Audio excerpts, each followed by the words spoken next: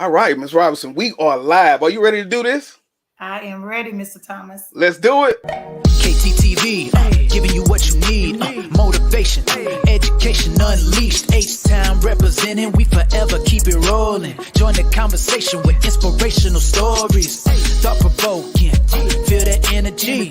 Kendrick Thomas aiming to lift the community. True indeed, tune in, come and see. Giving you what you need. KTTV, let's go. KTTV. What to do, KTTV? This is KT, and I'm coming at you live with another episode of Education Unleashed. And on tonight's episode, I have, can I say diva? Yes, you can say I diva. have the diva, the boss lady, the guru herself, Miss Mindy Robinson. How you doing tonight, Miss Robinson? I am good, Mr. Thomas. Thank you for having me. Look, I just want to say thank you for taking some time out to come on, bless us with your experiences, with your knowledge, and just be here for the family. Yes, sir. Hey, now before we get things started, I always like to do a check-in because we know it's crazy. So first off, how are you, and how did you find some time to take downtime during the Thanksgiving break? I'm good. I had a good Thanksgiving. So right before the break, I had an experience. I went to the Florida Classic, the FAMU versus Bethune-Cookman. I guess the bowl game or whatever. Mhm. I'm a diehard Southern Hey, fan and back Bayou Classic. So I did something different with some friends. And while I was in Orlando, I met a lot of new friends. Shout out to the crew that I met over in Orlando. We stayed in the mansion. We had a great time, a lot of FAMU alumni. And it was just a really great experience being in an HBCU environment in a yes, spot that I've never been before. So it was great. yeah, that was cool. Then, so I'm thinking you just changed the forecast on us because it was cold, but I'm pretty sure in Florida it was feeling good. Oh, it was beautiful. It was Yeah, beautiful. there we go. Then, oh, in the mansion. Wait a minute. Okay, It was ballers. a mansion. It was 14 bedrooms, Yes. 26 people. It was awesome. It was awesome. Okay. Now, for the people that don't know, the people in the back, give us a little bit of background on you. And tonight we're gonna talk a lot about you as a leader and your leadership. So give us a little insight into who that teacher, Mindy Robinson, was that led up to that leader. Well, that's a good question. So, I'm not an original educator. Mhm. I was in corrections first. And shout out to Lafayette Juvenile Detention Home. That's why I started my career. And constantly looking for teachers in the Lafayette surrounding area. And my degree is not in education, but working in corrections, juvenile corrections, people felt that, you'd be a good fit for schools. So when I first started teaching, my first year, I taught fifth grade in St. Martinville Elementary. Shout out to St. Martinville Elementary. I was a fifth grade teacher. And I loved the experience. But at the end of the school year, my principal, Miss Mary Weibel, at the time said, you are a great teacher. However, I feel that the kids are more scared of you. She said, fifth graders are supposed to move around and interact, and it gets a little messy. But every time I come in your room, it's just staunch. Yeah. Like they're scared to move. And so that kind of started my career. And she said, but I have an idea for you. I think you'd be a great behavior teacher. I said, what is that? And then when she started explaining to me the classes in the portables where they can't keep teachers, Hey, yes. You because know how they're I go. Yes. like, you're perfect. I said, oh, I think I would like those kids. And so that entered my segue into SPED behavior. I was a teacher for 5 years, moved to Plano ISD, where I was at that DAP, Special Program Center. Awesome experience. And then moved to Houston in '02 at Ollie Middle School. Shout out to Ollie Middle School in Alief ISD. I was a DC structure teacher under the great Jackie Armwood, Dr. Jackie Armwood. Doc. I think she would always describe me as highly structured and about her business. Hey. So I think I was that teacher. And I was passionate about my kids. It was our domain. It was a safe space for them. It was a space of learning, feeling like if you're not learning, it's safe to fail because I got you. Having boys understand you can do algebra, where you can do geometry. You can learn regardless of what they say to you. And at that time, gangs were really high Yeah. in A-Leaf. And so there was a lot of, yes, they had guns and they were fighting, but also they had low self-esteem. Hmm. I mean, Yeah. they couldn't read, couldn't write. They 15, 16. So that's the kind of classroom I had. Yeah. I taught general ed at all times to special ed kids. Hmm. You're going to learn in here. Yes, most definitely. Also, because you're going to be successful. Yeah. Period. Yeah. Yeah. And I think that's a lot of people fail to realize in that behavior class, quote unquote, that's general ed curriculum that we pushing out, and we are making sure that when those kids are successful in our class, that they get to go back Right. to that general ed, and we want them on point because now my name attached to you, but you better show up in that class.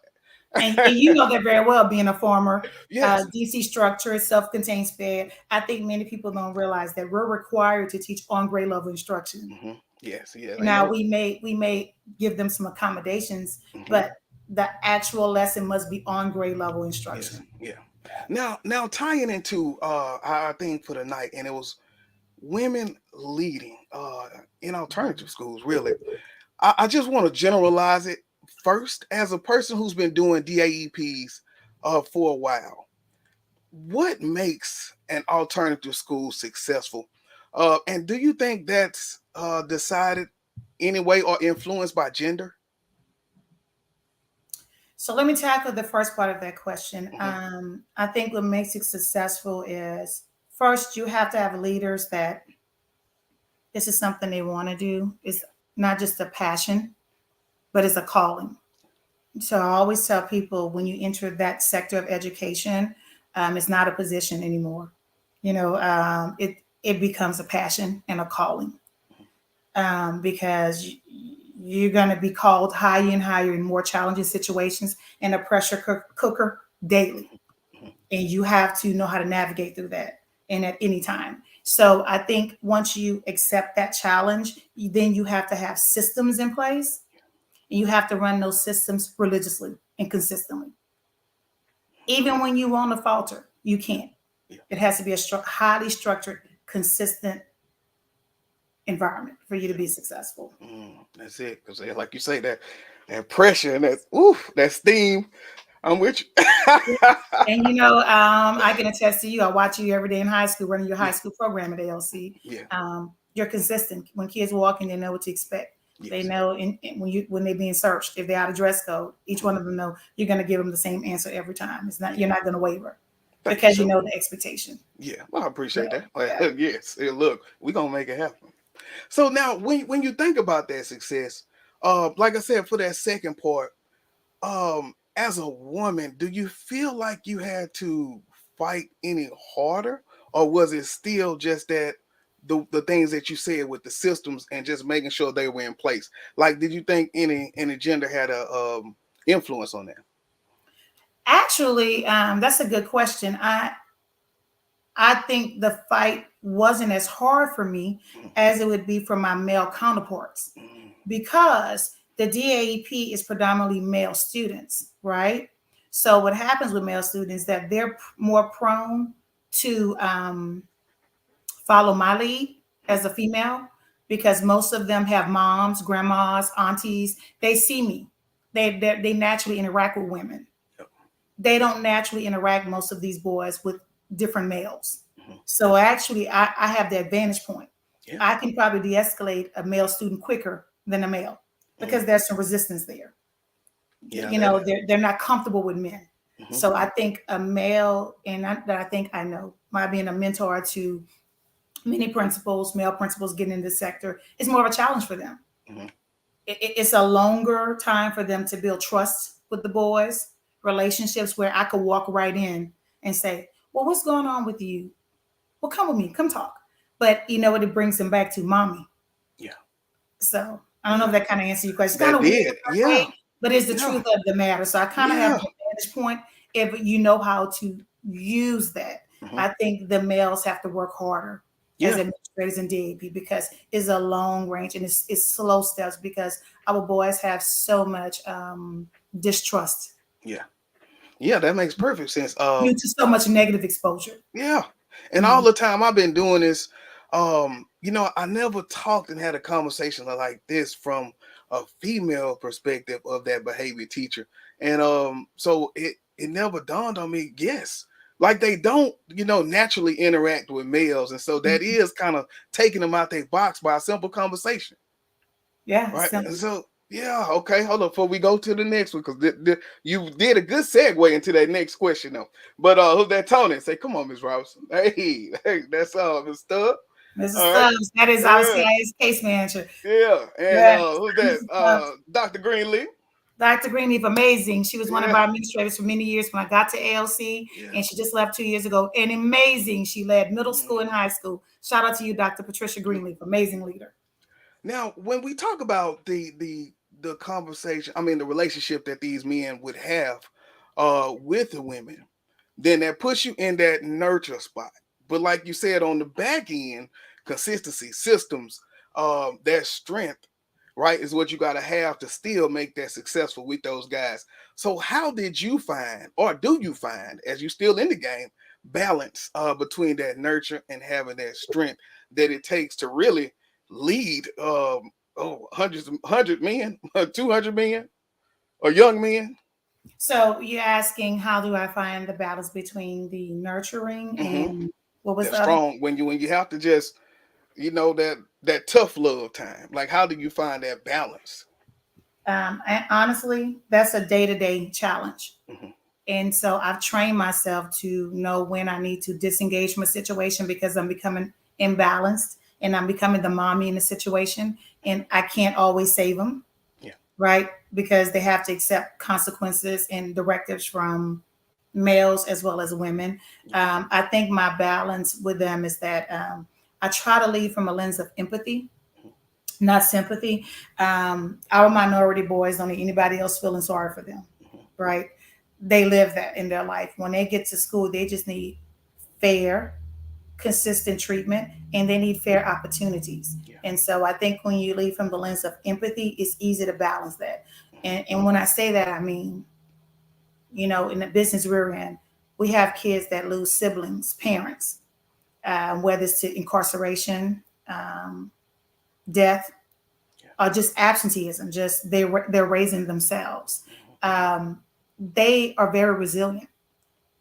They live tough lives. They're resilient and they survive. And they still get up every morning and show up to your check-in.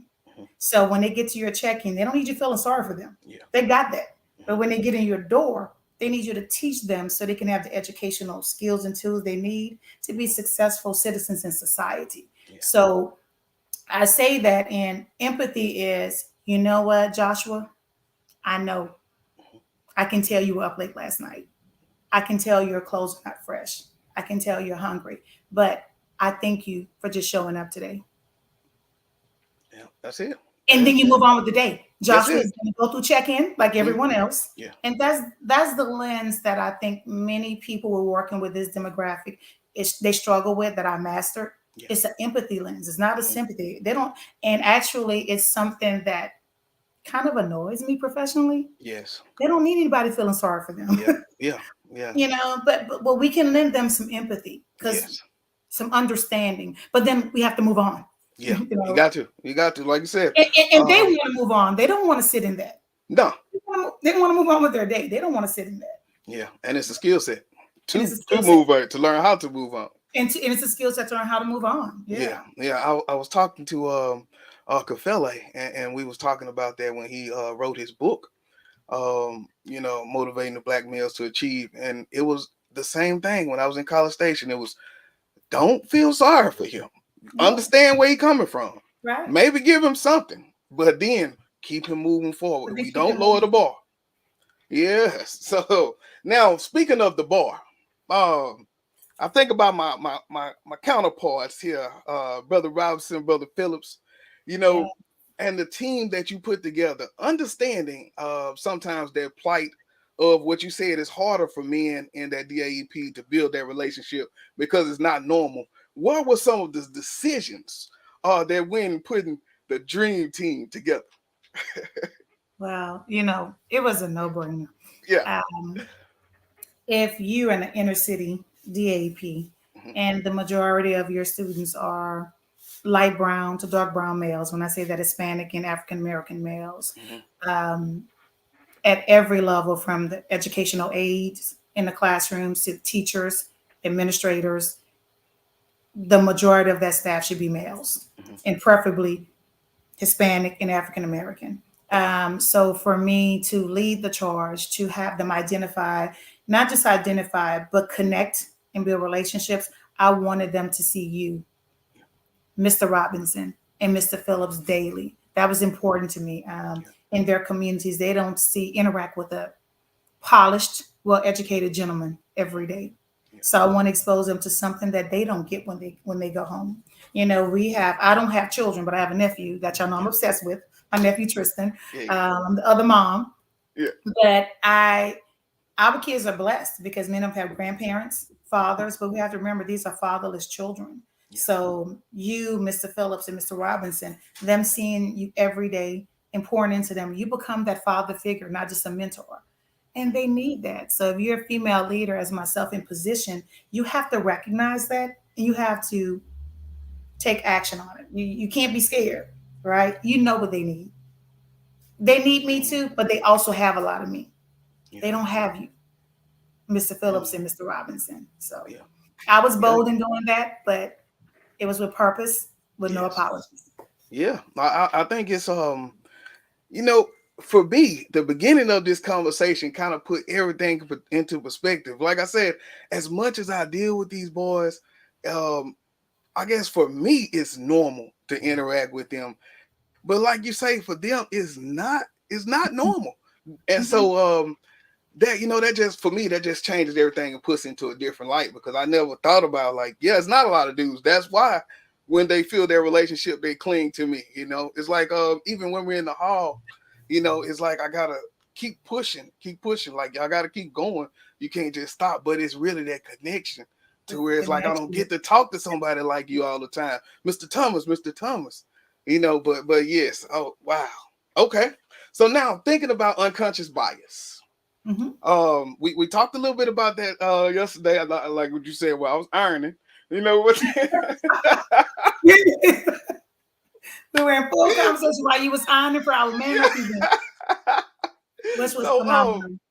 yeah. Matter of fact, I definitely want to talk about that too.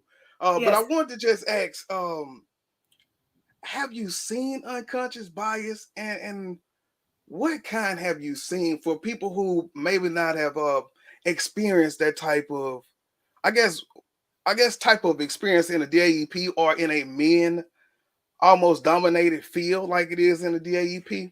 Have you seen when women leaders come in and have that issue? Yes, I don't just see it in women, female Hmm. leaders. I see it in female teachers. And I Okay. think what happens is we have really good teachers in that sector, but there's a low tolerance for, I'm going to use quote unquote, silly teenage boy behavior. Mm. And it's unconscious. You don't realize it. Your teenage boy is going to come in class joking with one another, maybe slap boxing, cracking jokes on one another, maybe even crack a joke on you. And most females have a low tolerance for that type of silly behavior. So there goes that unconscious bias in that they go immediately to directives, strong directives, and if they don't comply, then there's a referral. Whereas, if your girls come in with the talking, playing each other's hair, a little snippet with you, you tend to be a little bit more patient. And you know what? I'm gonna give you a minute to get yourself together because girls are emotional. Yeah. But people have a tolerance for girls being emotional, right? That's the way society is set up. Yeah. Women are emotional. Give Yeah. them a minute. Give girls a minute. They'll settle down. There's not a lot of tolerance for boys being boys. Yeah. Boys slap box. Boys joke. They Yeah. crack jokes on one another. They're gonna crack a joke on you. You know.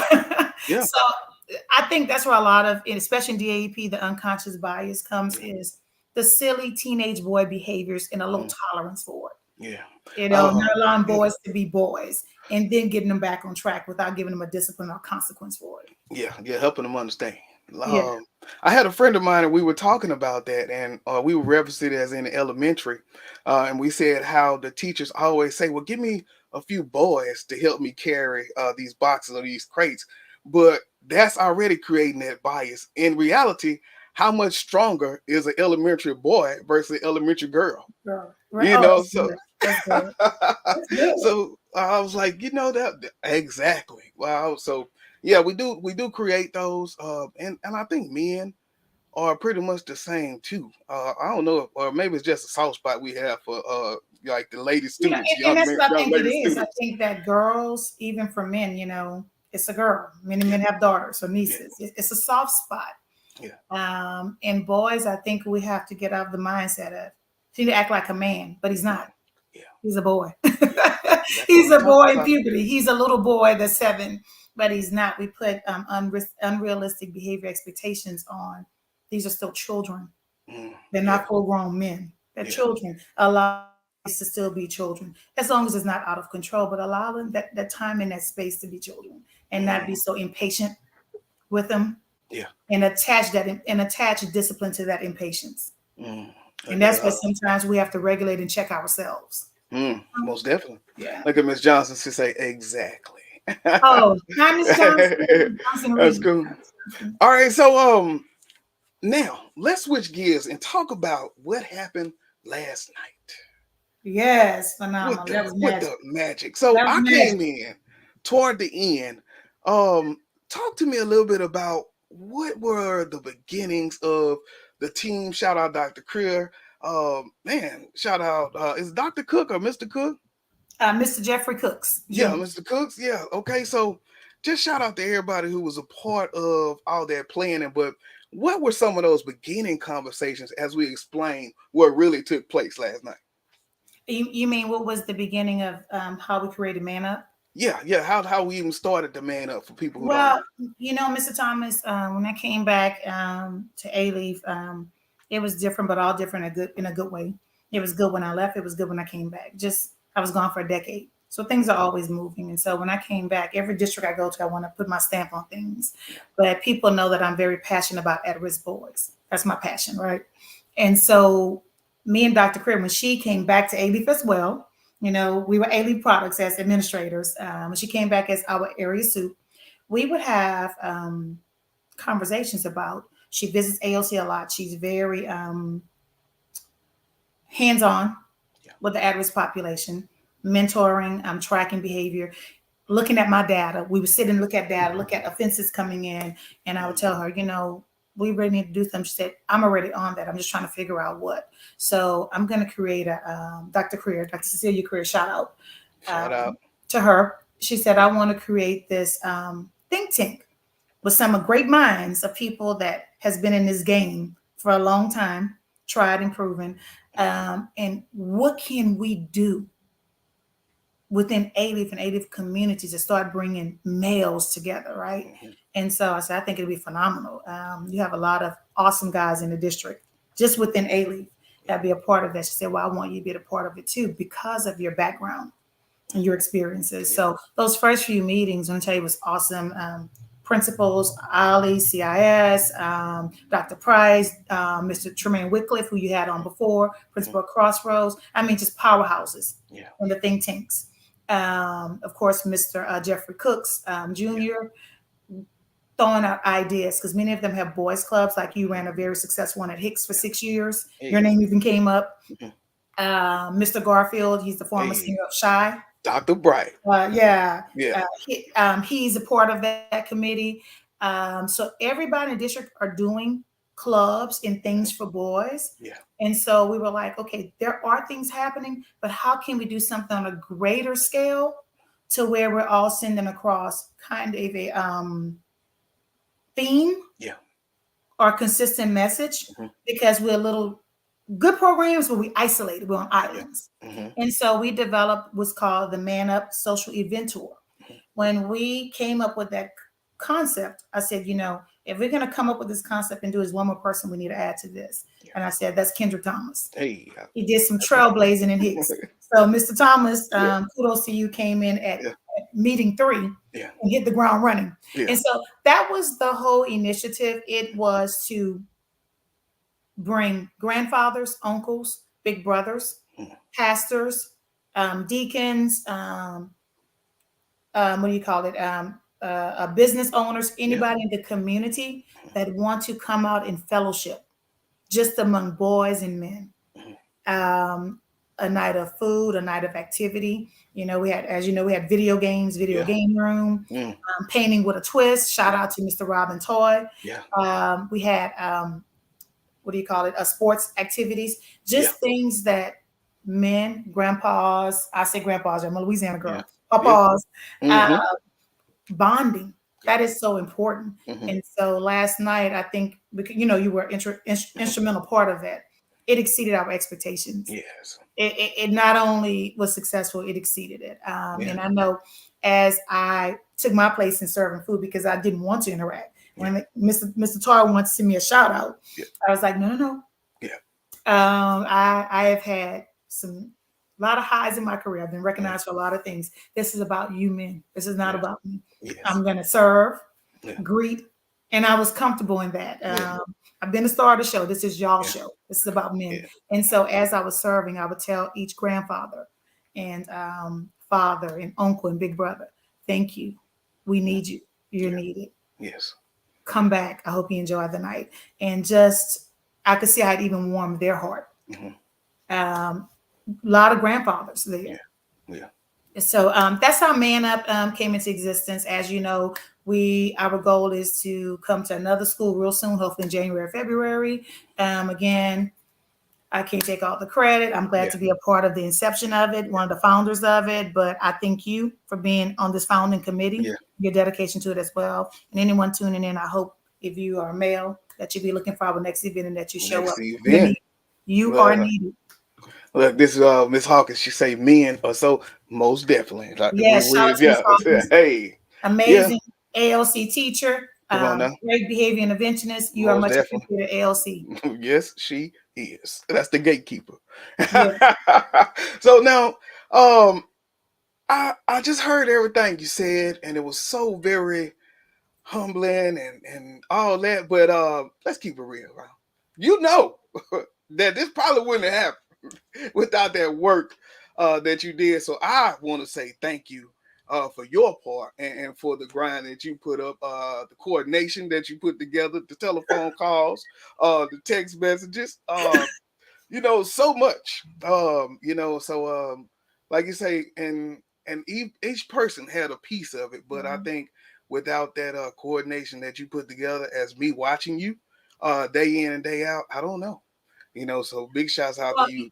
thank you. I just want to say this to you all, because I know we have a lot of leaders that are on, and Yeah. aspiring leaders, Hmm. that every role sometimes as a leader is not in the spotlight. Yeah. You have to be comfortable with that. I know Dr. Greenleaf is on. She's a female minister. She's in ministry.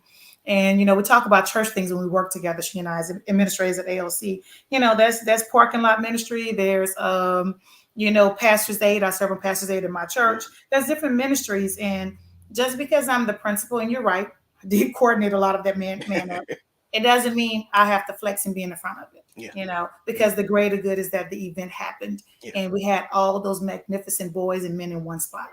So I'm talking about that we was the brought power. out. That Look, was the and power. I was able to go in to the game room. I end up connecting with one of the dads. We talked a lot. Yeah, just talked a lot. Was able to interact with the boys on the basketball court. When I was struggling, blood pressure sky high. Now I'm still out there trying to play ball and just pulling, because I really you really couldn't just do anything but feel proud to see those uncles, those granddaddies, those brothers, just really pouring back into those young guys coming in. So really, really awesome. We got some more stuff. And I want to say this one piece for you all, Mr. Thomas. I thank you all for being those role models. I know for me, growing up in low socioeconomic, you never know how you're changing a child's life just by your presence. Coming home from school, I remember seeing a lady with her hair pinned up, kind of like I have mine. I got this natural working up today. Hey, curls and failed, but hey. She drove a long green Jaguar, and she was so poised and well dressed. I don't know her name, but I know my fifth grade teacher. You had the opportunity to meet when she came to school to see me. Shout out to Miss Barbara Landor. you don't know how you change a kid's life by just being who you are. Mhm. And I know some of those ladies, I aspired Yeah. to be one of them. So you are interacting with them in Man Up, you're changing lives. Yeah. Those kids are looking at you, and somebody's looking at even Mr. Kendrick Thomas and aspiring to be you. Yeah. So thank you for dedicating to the work. Yes, it was so funny, you know, in the elementary for career day, we would have kids come in with their ties on and say, I want to be Mr. Thomas. I said, come on now. And some of them are very serious about it. Yeah. All right. That's who's that? Miss Hawkins again. She said, I love our team. Well, we got I do another. too. I do too. Hey, look at Miss Cardoza. Oh, Miss Cardoza, Come shout out. on up. Shout out. True man is so needed. My dad plays a big role in our life. He keeps us in shape. Hey, got to keep it going. Shout out to Man. Miss Cardoza. She is on our counseling team. She Yeah. makes sure our kids' days are counted. They're earning Yeah. those days, encouraging them and getting them to exit and get back to their main campus. Yeah. Shout out to you, Miss Cardoza, for the work that you do at ALC. Amen. So now I know you've been in the game for a while. And although it's been fun, there is a time when you're gonna land that plane. So I want to know now, have you already been okay? But hey, what's that? Four. Not 4, 4. So what's the plans? What have you been thinking about? Or are you gonna just move to Aruba? What's going on? I can truly tell you, I'm sure my sisters are logged in. I had humble beginnings, and we had a tough life. Being parentless young, it was tough for us, and so God truly blessed my path. One or two of my classmates may even sign in. I never thought I'd be a principal. I knew I was going to be successful because I always carried myself in that way, but never thought I'd be a principal. But being blessed to be an assistant principal at 30, a building principal at 35. I'm gonna be turning a big 50 next week. Next week. I mean, that's a blessed career. And so I have 4 more years after this year to retire. I'm still gonna be young, so that's like 54-ish. Yes, young. But going full blast, I want to go out on a high. I want to pass the baton to you, Mr. Phillips or Mr. Robinson, on a high. Yeah. I think sometimes when you start getting on the other side and you're still there, I don't know how effective you are when you've been doing it for so long. Mm-hmm. That's a burnout. I want to go out on a high, pass the baton on. Yeah. I would love to go back to law school. My office, I'm always pointing on my shelf, the law books. Yes. Dr. Greenleaf is on. She knows. Now she's into the policy and law books. Mm-hmm. I love school law. I love HR. I love policy. If anything, I think I would go more on the side of sitting on maybe a board, working with writing policy, working with maybe advocacy for parents, schools, kids, more, policy, legal. That's more of my first love. HR, grievances, things of that nature. If you know that I'm always pointing to those law books. Yeah, look. I actually read them. People don't even know school law books exist. Yeah. They do, and I actually read them. I'm telling you. I'd be more along those lines, things in policy and law. Yeah, but very, very much needed. Like I said, when I had Dr. Bro on, just the inside ed of just the work that she's doing in policy. Yeah, just going in and talking about that, helping schools kind of tighten up to get compliant with the policy. Yes. So yeah, most definitely. Well, I want to say thank you for this time. It is the season finale, and so this is very important to me that you help me go out this season on a high. And so before we do that, I want to take a few minutes and just play a little video for some more of our friends, and we'll see how many people you know from this video here. All right, hold up, y'all. Let's check this out. Hi, I'm Dr. Darlene Bro, and I am the Vice President of the A-Leaf ISD School Board. I have known Kendrick for a little over a decade, and I am just so impressed and proud of him, his leadership, his ability to connect with the community, with fellow educators, and also the students, the impact that he's made on so many lives. I've been on his show a couple of times as a guest, and the insightful questions that he asks, and also the content, the relevant content that he has on his show. I am just so incredibly proud of Kendrick, and I would like to say great job and congratulations on your season finale. Hi there, I'm Coach Sheila, host and creator of the CEO Circle Live. Wishing Kendrick Thomas with KTT TV best wishes. Man, I am super excited for everything that you are doing. You are doing an awesome job in this media world. I love your show. I was so excited and delighted to be a guest on KTT TV. Keep doing you, keep doing your best, and well wishes to you. What's up, Kendrick? It's Crystal Victoria from Target Evolution Inc. Reaching out to shout you out and say thank you for the opportunity for interviewing us, for all of your support. We truly appreciate you. I can't wait to see what you do and who you have on the show for next season. And congrats on an amazing season finale. Keep doing you, and thank you again for all your support. Hi, Kendrick, KT. This is Dr. Teresa Smith, Dr. Taz in the kitchen. And I'm here in my kitchen because that's where we were earlier this year. You were a guest on my show, Transform with Taz, and you were such a blessing to my audience. And I just want to say to you, you have had a very, very successful season. Thank you for letting me be a part of your show. And thank you for never giving up on our communities and on our youth.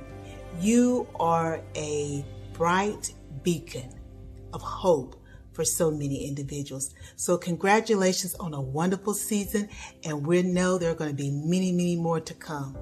Thank you for all that you do. And again, thank you for being a guest on my show, Transform with Taz, here in Raleigh, North Carolina. As always, take care of you. Bye now.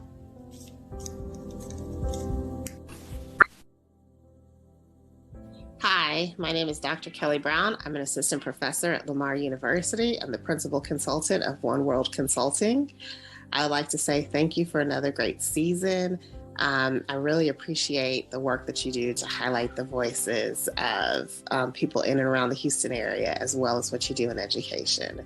So I hope you have a restful break and looking forward to the next season. Bye. My name is Olivia Cook, also known as Coach Liv. I am a transformational success coach, podcast host, motivational speaker, and Christian influencer. And I was on KTTV a few months back, and I must say it was one of my most memorable experiences. You know, Kendrick really takes his time to get to know his guest and also just provide so much information to his listeners and viewers. If you haven't checked it out, you definitely need to. Hey guys, it's your coach, your friend, your girl, Coach Rena JD, International Change Agent. I am the president and CEO of Rena JD Enterprises, and I was a guest on Daily K podcast with KT. Let me tell you, we had an amazing time discussing managing expectations. Let me tell you, our talk was so good. We ran through time, overtime, and out of time on that time. I mean, it was an amazing discussion. If you missed it, shame on you. Go back and catch the recap. But guess what? We are at the season finale. So congratulations, Kendrick. You did it. You did it, my brother. And it's wonderful meeting you. Have me back again so we could talk about some yummy goodness. Again, this is your coach, Rena JD. Talk to you guys soon. Mwah. Love you. Bye-bye. Hey everyone, I'm Nakia Franklin of Brave Enterprises, Brave Moms Speak Up, and of the Real and Raw Talk Show with Nakia Franklin and Von Greta. I am so excited of KT and the season finale. I just wanted to say that his episodes have been amazing. They have been informative. I appreciate the guests that he brings on. They're authentic, they're transparent, they talk about real issues, real concerns, and they bring the truth and the facts to the table. So KT, congratulations. I'm so excited for you and your season finale. I wish you well with all of your endeavors. I know you are doing it big and you're expanding and you're maturing and growing in every aspect of the way. Keep doing it big, keep expanding, keep doing all of the great things that you anticipate doing. I appreciate your support system that is really helping you mold yourself into this amazing human being. So congratulations. Again, this is Nakia Franklin with Brave Enterprises and Brave Moms Speak Up and the Real and Raw Talk Show with Nakia Franklin and Von Greta. Have an amazing day.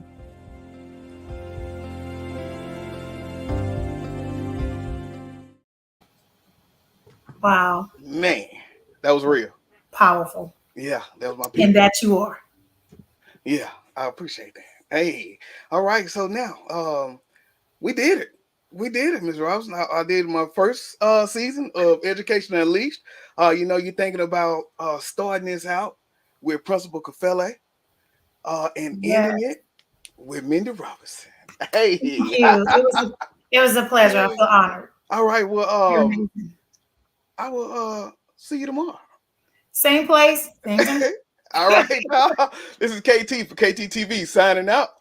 100. This is Darnell with Broadcast Houston. This is Dr. Tamara Beckford. Hey, this is Candace. This is London Underwood. This is Kirsten Bass with Inner City Greens, and you're watching. Y'all are now tuned in to KTTV. KTTV. KTTV. KTTV. Is that right?